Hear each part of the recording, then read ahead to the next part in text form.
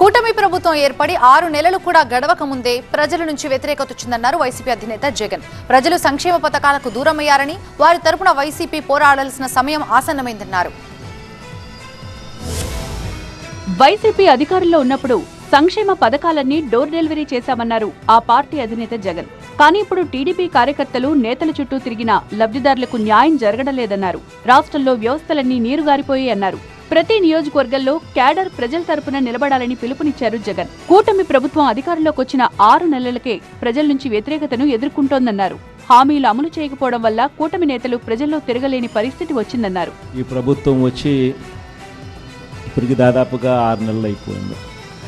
మామూలుగా పాలన చేస్తే ప్రజల్లో వ్యతిరేకత కొద్దో గొప్ప ఈ మేరకు ఉంటుంది. కానీ ఫస్ట్ టైం ఇలాంటి ప్రభుత్వం చూస్తూ ఉన్నాం.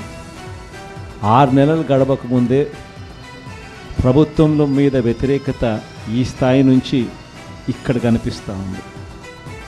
ఈ రోజుకి కూడా కూటమి పాలనలో వ్యవసాయం కుదేలైందన్నారు. అన్నదాతలు పండించిన ధాన్యానికి గిట్టుబాటు ధర రావడం లేదన్నారు. ఆర్బీకేలు నిర్వీర్యమైపోయాయన్నారు. సంక్రాంతి తర్వాత తాను పార్లమెంట్ నియోజకవర్గాల వారీగా పర్యటిస్తానన్నారు వైసీపీ అధినేత.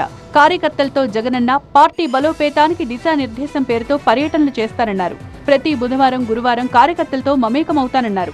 అక్కడే నిద్ర చేసి ప్రజల సమస్యలను తెలుసుకుంటానన్నారు. ఒక్కొక్క పార్లమెంట్లో 2 రోజులు 2 రాత్రులు అక్కడే పడుకుంటాం. 3 రోజులు 3 నియోజకవర్గాలు, మరుసటి రోజు గురువారం మరో 4 నియోజకవర్గాలు కార్యకర్తలతోనే మమేకమయ్యే కార్యక్రమాలే చేస్తాం. ప్రోగ్రాం పేరు కూడా కార్యకర్తలతో జగనన్న పార్టీ బలోపేతానికి దిశా నిర్దేశం అనే ప్రోగ్రాంతోనే ఆ ప్రోగ్రాంలో కూడా అడుగులు ముందుకు వేస్తాం. వీలైనంత త్వరగా గ్రామ, మండల, నియోజకవర్గ, జిల్లా స్థాయి కమిటీలు పూర్తి చేయాలని శ్రీకాకుళం జిల్లా నేతలకు సూచించారు జగన్. ప్రతి కార్యకర్తకు సోషల్ మీడియా అకౌంట్ ఉండాలన్నారు ఆయన.